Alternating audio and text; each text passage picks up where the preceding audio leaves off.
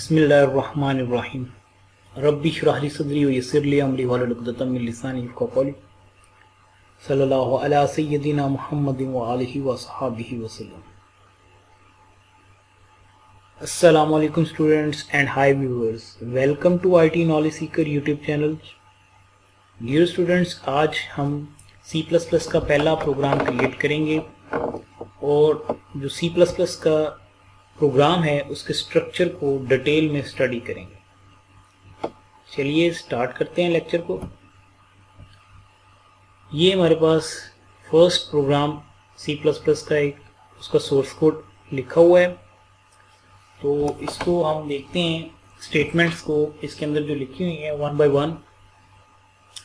तो पहली स्टेटमेंट जो लिखी हुई है हमारे पास वो है hash include iostream, angle brackets के अंदर लिखा हुआ है। तो ये जो हैश इंक्लूड है, इंक्लूड कीवर्ड है और हैश इंक्लूड जो है ये प्री प्रोसेसर डायरेक्टिव है, pre processor directive. Angle brackets के अंदर क्या है, हेडर फाइल। ठीक है, तो उसके बाद हमारे पास स्टेटमेंट आ जाती है यूजिंग नेम स्पेस std। ये हम std मीन स्टैंडर्ड, std जो हमारे पास नेम स्पेस है इसको अपने प्रोग्राम के अंदर यूज कर रहे हैं। नेम स्पेस क्या होती है, यूजिंग जो डायरेक्टिव है इसका क्या रोल है, ये भी हम आगे जाके देखते हैं। तो यूजिंग कीवर्ड है, नेम स्पेस भी कीवर्ड है, std नेम स्पेस है हमारी, std मीन स्टैंडर्ड। ये हमारे पास मेन फंक्शन है। कंप्लीट जो है ये कंप्लीट क्या है, मेन फंक्शन की डेफिनेशन। उसमें ये इंट कीवर्ड जो है ये रिटर्न टाइप को शो कर रहा है यहाँ पर मेन फंक्शन, और उसके अंदर ये मेन फंक्शन की ओपनिंग करली ब्रेस, यानी मेन फंक्शन यहाँ से स्टार्ट हो रहा है और मेन फंक्शन यहाँ पे ये जो क्लोजिंग करली ब्रेस है यहाँ पे क्लोज हो रहा है। तो ये ओपनिंग करली ब्रेस और क्लोजिंग करली ब्रेस ये बेसिकली डिलिमिटर्स भी कहलाते हैं। ये स्कोप को आइडेंटिफाई करें मेन फंक्शन की कि मेन फंक्शन यहाँ से स्टार्ट हो रहा है, मेन फंक्शन की बाउंड्री और एंड यहाँ पे हो रहा है। इसके बाद हमारे पास जो प्रोग्राम के अंदर C++ की दो स्टेटमेंट्स लिखी हुई हैं, एक है आउटपुट स्टेटमेंट और दूसरी है रिटर्न स्टेटमेंट। तो आउटपुट स्टेटमेंट के अंदर काउट ऑब्जेक्ट है, ये इंसर्शन ऑपरेटर डबल कोट के अंदर कलेक्शन ऑफ कैरेक्टर जो है इसे हम क्या कहते हैं, हेलो C++। यहाँ पे C लिखा हुआ है, C++ आप लिख लें या जो भी आप प्रिंट करवाना चाहते हैं। तो हेलो C जो है ये collection of characters in double quote is called string constant. ये बेसिकली क्या है, स्ट्रिंग कांस्टेंट है।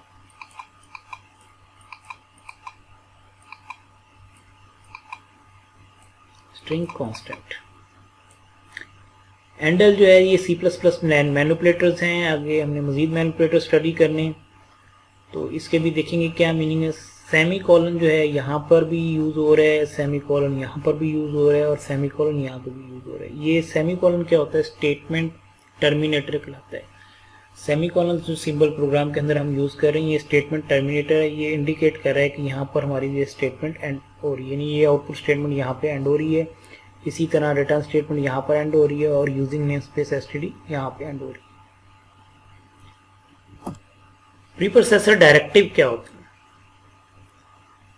Preprocessor directives are commands that give instruction to C/C++ preprocessor। यानी C लैंग्वेज और C++ लैंग्वेज के अंदर जो प्रीप्रोसेसर है उसके लिए कमांड्स हैं प्रीप्रोसेसर डायरेक्टिव्स। इन कमांड्स का क्या काम होता है कि C++ का जो हमारा टेक्स्ट है कंपाइलेशन से पहले उसको मॉडिफाई करना, यानी सोर्स कोड जो है और जब कंपाइलेशन के लिए जाएगा तो उसको मॉडिफाई करना। Preprocessor directive begin with symbol, channel sign भी कहते हैं इसको, हैश भी कहते हैं। तो चैनल साइन या हैश सिंबल से स्टार्ट होता है। जो प्रीप्रोसेसर डायरेक्टिव है हमारा वो चैनल साइन से स्टार्ट होगा। लाइक देखिए हैश इंक्लूड, इसी तरह हम आगे जाके देखेंगे hash define, hash undef. Preprocessor is a system program that modify a C++ program prior to its compilation. Preprocessor directive are not C++ statements, so they do not end in statement terminator. यानी कि ये C++ की statement नहीं है, ये basically commands हैं प्रीप्रोसेसर्स के लिए। प्रीप्रोसेसर भी कंपाइलर C++ कंपाइलर का ही हिस्सा होता है, लेकिन ये हम यहाँ पे प्रीप्रोसेसर डायरेक्टिव के एंड पे सेमीकोलन नहीं आएगा, स्टेटमेंट टर्मिनेटर एंड नहीं आएगा। C++ has various preprocessors directive like hash include, ये हमने यूज़ किया है अभी अपने प्रोग्राम के अंदर, hash define, hash undef, hash ifdef, hash end if end def वगैरह वगैरह। तो लेकिन अभी राइट नाउ हम देखेंगे इंक्लूड प्रीप्रोसेसर डायरेक्टिव का क्या काम है और हैश डिफाइन प्रीप्रोसेसर डायरेक्टिव का क्या काम है। इन्हें कंपाइलर डायरेक्टिव भी कहते हैं। प्रीप्रोसेसर डायरेक्टिव को हम कंपाइलर डायरेक्टिव भी कहते हैं, यानी ये डायरेक्शन दे रहे हैं प्रीप्रोसेसर को। तो hash include basically command use होती है हेडर फाइल को हमारे प्रोग्राम का हिस्सा बनाने के लिए। The preprocessor directive hash include tells the compiler to insert header file into your source file. अब यहाँ पे देखें हैश इंक्लूड iostream, ये iostream हमारे प्रोग्राम में हम इसको क्यों शामिल कर रहे हैं, क्योंकि हमने cout ऑब्जेक्ट जो है यूज़ किया हुआ है आउटपुट के लिए। तो ये जो ऑब्जेक्ट है इसके मीनिंग जो है वो iostream के अंदर डिफाइन है, या इसकी डिक्लेरेशन जो है वो iostream के अंदर गिवन है, जो कंपाइलर को रिक्वायर्ड होती है। अगर कंपाइलर के पास ये इंफॉर्मेशन ना हो तो cout जो है वो कंपाइलर उसको रिकॉग्नाइज नहीं कर सकेगा, कंपाइलर एरर दे देगा कि cout जो है वो अनडिफाइंड है। सिंटैक्स कि कोई भी हम C++ की जब हम स्टेटमेंट लिखेंगे तो उसका पहले हमें सिंटैक्स बताया जाएगा, रूल बताया जाएगा। तो जब भी हमने प्रीप्रोसेसर डायरेक्टिव हैश इंक्लूड को यूज़ करना है तो उसके दो तरीके हैं। एक ये है कि हैश इंक्लूड, हैश के बाद इंक्लूड कीवर्ड और एंगल ब्रैकेट के अंदर क्या आएगा, हेडर फाइल का नाम, हेडर फाइल नेम। ठीक है, तो हेडर फाइल नेम यहाँ पे आ जाएगी, जैसे iostream हमने यहाँ पे दी हुई है। तो ये use for standard library files. अगर एंगल ब्रैकेट्स हम दे रहे हैं इसका मतलब है कि जहाँ पर स्टैंडर्ड लाइब्रेरी फाइल्स पड़ी हैं वहाँ से इस फाइल को सर्च करो। और जो हैश इंक्लूड डबल कोटेशन के अंदर हम फाइल नेम दे रहे हैं, हेडर फाइल का नाम दे रहे हैं, इसका मतलब ये है कि ये जो हेडर फाइल है ये स्टैंडर्ड हेडर फाइल नहीं है, बल्कि यूज़र डिफाइंड फाइल है, यूज़र डिफाइंड हेडर फाइल है, use for user defined header file. तो पहले वो देखेगा जहाँ पर यूज़र डिफाइंड हेडर फाइल पड़ी हैं, अगर वहाँ से मिल जाती हैं ओके, नहीं मिलती तो फिर स्टैंडर्ड हेडर फाइल्स जहाँ पड़ी हैं वहाँ पर सर्च करेगा और जो भी हेडर फाइल है उसको हमारे प्रोग्राम में शामिल करेगा। अगर डेफिनेटली हमने हेडर फाइल ऐसी दे दी है जो कि एग्जिस्ट ही नहीं करती तो वो एरर देगा। ज़ाहिर बात है अगर हेडर फाइल मौजूद होगी तो वही हमारे प्रोग्राम में शामिल हो सकती है। अच्छा, उसके बाद एग्जांपल्स देख लें कि हैश इंक्लूड iostream ये हमने यूज़ किया हुआ है अपनी पहले प्रोग्राम के अंदर। इसी तरह हैश इंक्लूड CMath, अगर हम कोई मैथमेटिकल ऑपरेशन परफॉर्म करना चाहते हैं, मैथमेटिकल फंक्शन यूज़ करना चाहते हैं तो वो CMath में हमें मिलेंगे। Hash include directive tells the preprocessor where to find the meaning of standard identifier. Standard identifier mean built-in function हो सकता है, object, class वगैरह used in the program.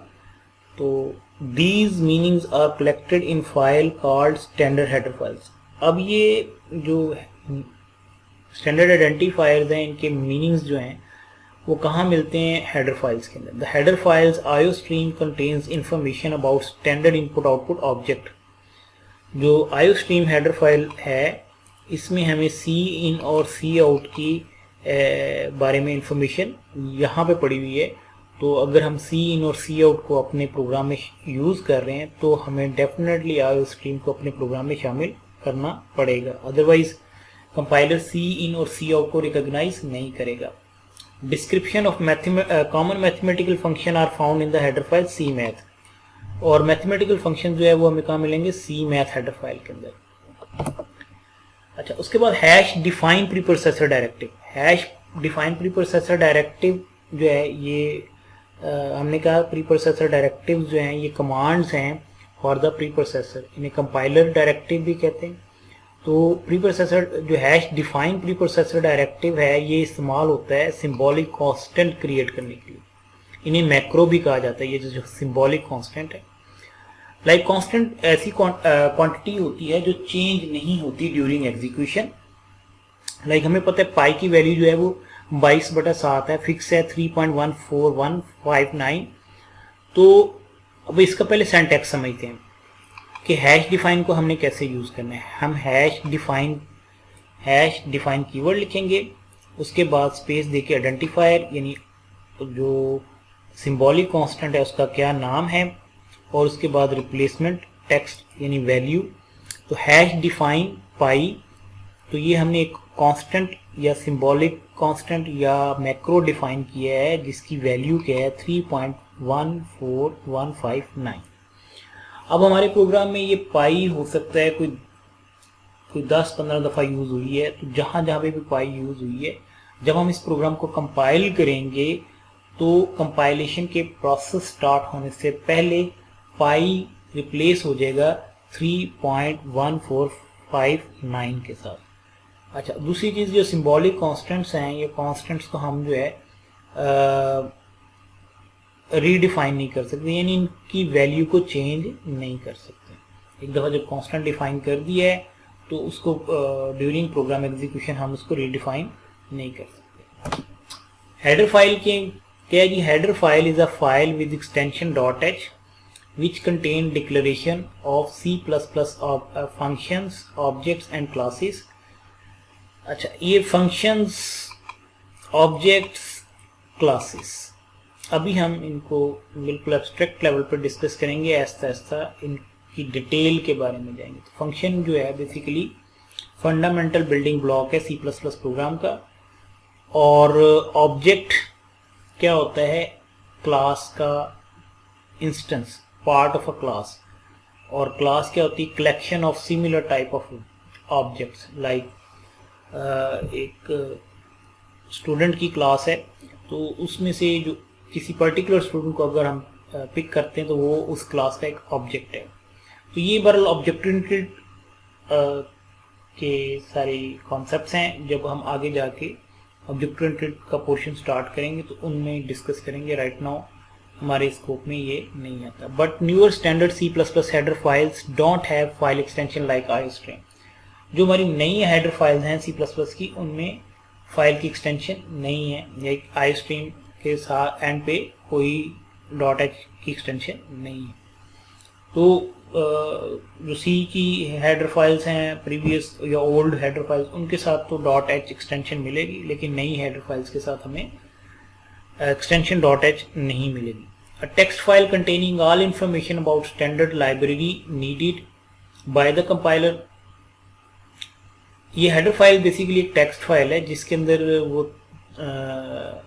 तमाम इंफॉर्मेशन स्टैंडर्ड लाइब्रेरीज जो हमने अपने अगर प्रोग्राम में यूज़ की हुई हैं उनके बारे में इंफॉर्मेशन मिलेगी हमें यहाँ से। User can create its own header file which may include his own defined function and classes, but it will discuss later on.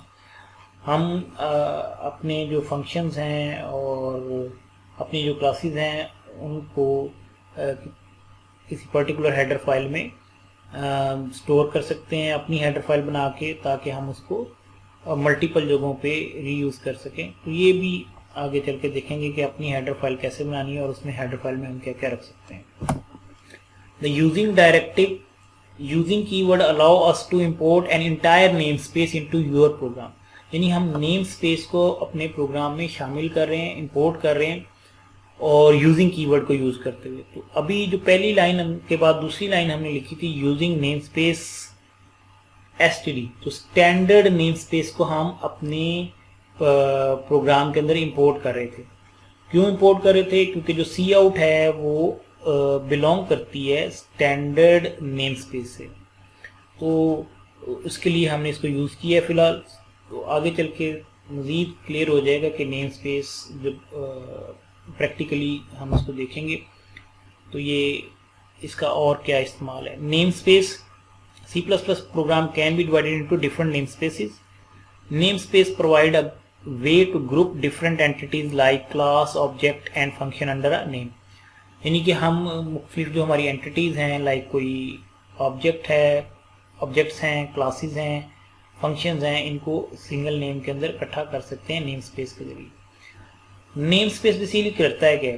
अगर फॉर एग्जांपल एक प्रोग्राम है हमारा, तो उसके विद इन सेम स्कोप अगर दो एंटिटीज जो हैं विद सेम नेम आ जाएं तो कॉन्फ्लिक्ट अकर हो जाएगा। कि फॉर एग्जांपल अगर एक क्लास के अंदर दो सेम नेम के स्टूडेंट हैं और बाय नेम मैं कॉल करूंगा, तो शायद अगर मैं जेस्चर शो नहीं करता तो कंफ्यूजन क्रिएट हो जाएगी दोनों स्टूडेंट्स के दरमियान के टीचर को किसने मुखातिब किया है। तो इसी तरीके से अगर सेम स्कोप के अंदर हमारे कोई दो ऑब्जेक्ट्स सेम नेम के होंगे तो वहाँ कॉन्फ्लिक्ट आएगा। तो नेम स्पेस जो है वो उस कॉन्फ्लिक्ट को रिजॉल्व करने में हेल्प आउट करता है। Name space are used to resolve conflicts that we get when two or more things have same name. Cout statement is belong to STD name space. STD means standard. Main function are one of fundamental building block of C++ and our first program has only a main function। ठीक है जी, main function है मेरा पहले जो programme है उसके अंदर। तो इन C++ function can be part of class. C++ में जो फंक्शन जो है वो क्लास का हिस्सा भी हो सकता है, अगर क्लास और क्लास के बगैर भी हम फंक्शन C++ में क्रिएट कर सकते हैं। अगर तो फंक्शन जो है वो क्लास का हिस्सा है तो उसे हम मेंबर फंक्शन कहते हैं। मतलब ये जो चीज़ें फंक्शन, मेंबर फंक्शन और क्लासेस वगैरह ये काफ़ी आगे जाकर डिस्कस होंगी। अभी क्योंकि हमारे जितने भी प्रोग्राम बनने हैं उसमें एक फंक्शन लाजमी आना है और वो है मेन फंक्शन।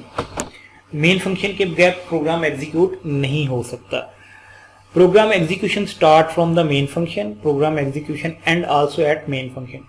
प्रोग्राम की एग्जीक्यूशन स्टार्ट भी मेन से होती है और एंड भी मेन पर होती है। और अगर हम कोई भी प्रोग्राम जो है उसको C++ का प्रोग्राम रन करना चाहते हैं तो it must contain main function. उसके बाद आ जाते हैं हमारे पास मेन फंक्शन की जो बॉडी है, उसके अंदर हमने दो स्टेटमेंट्स लिखी हैं। एक आउटपुट स्टेटमेंट है सी आउट और दूसरी रिटर्न स्टेटमेंट है। तो the program statement is fundamental unit of C++ प्रोग्राम। Cout and return are C++ statement और इंस्ट्रक्शन। Cout statement tells the computer to display quoted phrase. Cout जो है स्टेटमेंट क्या करेगी, जो हमने डबल कोट में लिख दिया उसको एज इट इज स्क्रीन पे प्रिंट कर देगी। अ semicolon signals the end of statement terminator. और यूजिंग नेम स्पेस एसटीडी के एंड पे सेमीकोलन आ रहा है, सी आउट और उस स्टेटमेंट के एंड पे भी सेमीकोलन आ रहा है। Return statement tells the main to return the value 0 to whoever called it. अब मेन फंक्शन जो है वो 0 रिटर्न कर रहा है जहां से भी मेन फंक्शन कॉल किया जा रहा है, चाहे उसे ऑपरेटिंग सिस्टम कॉल कर रहा है चाहे कंपाइलर। हमारे केस में या तो ऑपरेटिंग सिस्टम कॉल कर रहा है मेन फंक्शन को या कंपाइलर। अच्छा, इसके बाद delimiters. Delimiters is unique character. कोई कैरेक्टर हो सकता है या सीरीज ऑफ कैरेक्टर, ठीक है, दैट इंडिकेट द बिगिनिंग और end of specific statement, string और function body set. Define the scope, ये बेसिकली बाउंड्री को डिफाइन कर रहे हैं। लाइक जैसे हमने कहा मेन जो है फंक्शन वो स्टार्ट ओपनिंग ब्रेस से हो रहा है और एंडिंग उसकी क्लोजिंग ब्रेस के साथ हो रही है, ठीक है। तो एस्केप सीक्वेंस कैरेक्टर हैं, ये भी स्पेशल कैरेक्टर्स हैं जो आउटपुट को मॉडिफाई करते हैं। ये भी हमने नेक्स्ट लेक्चर में पढ़ना है, इसको देखेंगे। कमेंट्स और इसी तरह डबल कोटे डिफाइनिंग स्ट्रिंग लिटरल्स। अगर हम कोई स्ट्रिंग कांस्टेंट डिफाइन कर रहे हैं तो उसकी जो डबल कोट्स स्टार्टिंग में हम दे रहे हैं और हेलो या कोई भी हमने कलेक्शन ऑफ कैरेक्टर लिख के जब हम एंड करते हैं तो ये जो डबल कोटेशंस हैं, ये भी डिलीमिटर्स को ही रिप्रेजेंट करते हैं, मीन स्कोप डिफाइन कर रही है स्ट्रिंग वैल्यू का। अच्छा, उसके बाद हमारे पास प्री डिफाइंड C++ मैक्रोज, ये कुछ प्री डिफाइंड C++ मैक्रोज हैं। इसमें double underscore line, double underscore ये हमें क्या देगा कि हमारा जो प्रोग्राम जिस लाइन पे हमने इस मैक्रो की वैल्यू को प्रिंट करवाया है या मैक्रो की वैल्यू को यूज किया है तो उसका लाइन नंबर इसमें पड़ा होगा। इसी तरह जिस लाइन जो प्रोग्राम हमारा कंपाइल हुआ है उसका नाम जो है वो underscore underscore file underscore underscore macro के अंदर पड़ा होगा, और जिस डेट में हमारा प्रोग्राम कंपाइल हुआ है वो डेट किस में पड़ी हुई underscore underscore date underscore underscore के अंदर, और जिस टाइम हमारा प्रोग्राम कंपाइल हुआ है वो कहाँ पड़ा होगा underscore underscore time underscore underscore के अंदर। अब ये हमने एक प्रोग्राम जो है इन मैक्रोस को यूटिलाइज करके देखा है, hash include IO stream using name space STD int main, और उसके अंदर ये आउटपुट स्टेटमेंट हमने 4 टाइम यूज की है। ठीक है, ये जो डबल कोट के अंदर हम वैल्यू दे रहे हैं कलेक्शन ऑफ कैरेक्टर्स, इसे हम स्ट्रिंग कांस्टेंट कहते हैं, ये तो एज इट इज प्रिंट होगी। और अंडरस्कोर लाइन के अंदर underscore underscore line underscore underscore, इसका मतलब ये है कि जो लाइन जिस लाइन में ये यूज हो रहा है, तो ये 5वीं लाइन में यूज हो रहा है तो यहाँ पे 5 आ गए। यहाँ पे फाइल का name with fully qualified path, तो पूरा पाथ भी आएगा, उसका नाम भी आ जाएगा। इसी तरह डेट जो है, जिस डेट में हमारा प्रोग्राम कंपाइल हुआ है वो डेट आ जाएगी, और जिस टाइम पे हमारा प्रोग्राम कंपाइल हुआ है वो टाइम भी प्रिंट कर देगा। अब हम जो है पहला प्रोग्राम इसको अपने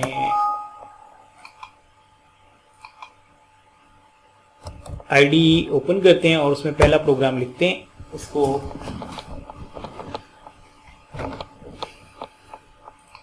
सोर्स फाइल यहाँ पे भी आप क्लिक कर सकते हैं, कंट्रोल एन प्रेस कर सकते हैं, या फाइल मेन्यू पे क्लिक करके यहाँ से सोर्स फाइल पे क्लिक करके, तो उसके बाद हैश इंक्लूड, ये हैश इंक्लूड, ये इंक्लूड कीवर्ड है। हम प्री प्रोसेसर डायरेक्टिव यूज करें, एंगल ब्रैकेट, जैसे मैंने स्टार्टिंग एंगल ब्रैकेट लिखी तो क्लोजिंग एंगल ब्रैकेट ऑटोमेटिकली आ गई। तो इसमें आईओ स्ट्रीम, ये मैं हेडर फाइल का नाम दे रहा हूँ। ये हम इसलिए शामिल करें अपने प्रोग्राम में क्योंकि सी आउट जो हम आउटपुट स्टेटमेंट यूज करेंगे अपने प्रोग्राम के अंदर, उसके मीनिंग यहाँ से कंपाइलर को पता चलेंगे। तो उसके मीनिंग्स यहाँ पर डिफाइन है सी आउट के। अगर हम इस आईओ स्ट्रीम हेडर फाइल को अपने प्रोग्राम में शामिल नहीं करते तो कंपाइलर सी आउट को रिकॉग्नाइज नहीं करेगा।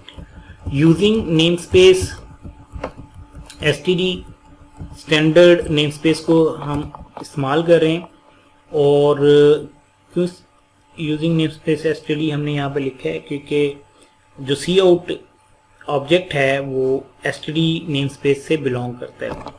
इंट मेन, ये हमने मेन फंक्शन की जो डेफिनेशन है वो लिखी। उसके बाद इसमें 2 स्टेटमेंट लिखी, एक आउटपुट स्टेटमेंट हेलो C++ और एंडल सेमीकोलन। उसके बाद हमने जो बिल्टन मैक्रोज देखे थे उनमें से एक यूज कर लेते हैं, लाइक अंडरस्कोर अंडरस्कोर टाइम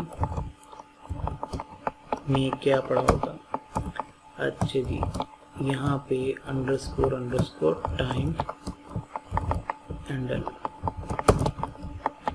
किस केस सेंसिटिव है, तो जो स्मॉल लेटर में लिखने हैं वो हमने स्मॉल लेटर में लिखना, लाइक सी आउट स्मॉल लेटर में, हम इसको कैपिटल लेटर में नहीं लिख सकते वरना एरर आ जाएगा। इसी तरह रिटर्न 0 सेमीकोलन। अब इसको हम सेव कर लेते हैं। तो एग्जाम्पल 1 है ये हमारी, यह फर्स्ट प्रोग्राम है, तो आप जो भी नाम देना चाहें नाम देके इसको सेव कर लिए एग्जाम्पल 1। रन करना है F11 शॉर्टकट की है। यहाँ एग्जीक्यूट से भी पहले कंपाइल करें फिर रन करें, या एक ही शॉर्टकट की प्रेस करें, यहाँ पे क्लिक कर दें, वो कंपाइल भी कर देगा और उसको रन भी कर देगा। अब यहाँ पे वो एरर दे रहा है क्योंकि जो हमने बिल्टन मैक्रो यूज़ किया है तो उसमें शुरू में तो हमने अंडरस्कोर लगाई है, एंड पे अंडरस्कोर नहीं लगाई। तो अगर हमारे प्रोग्राम के अंदर एक भी एरर है तो हमारा प्रोग्राम कंपाइल नहीं होगा, और हमारा प्रोग्राम कंपाइल नहीं होगा, उसका टारगेट कोड यानी मशीन कोड जनरेट नहीं होगा, तो वो एग्जीक्यूट भी नहीं हो सकेगा। इसको अब हम दोबारा एग्जीक्यूट करते हैं। F11 प्रेस कर दूं या यहाँ से एग्जीक्यूट मेन्यू पे क्लिक करके कंपाइल एंड रन पे क्लिक कर दूं, तो उसके बाद हमारा प्रोग्राम रन हुआ।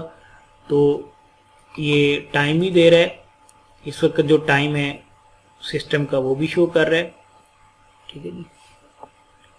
तो इसी के से हमने फर्स्ट प्रोग्राम का जो स्ट्रक्चर है और उसके अंदर जितने भी एलिमेंट्स हैं, स्टेटमेंट्स हैं, उनको वन बाय वन सारे को हमने देखा है। तो इंशाल्लाह नेक्स्ट लेक्चर में नए टॉपिक्स के साथ। अल्लाह हाफिज़।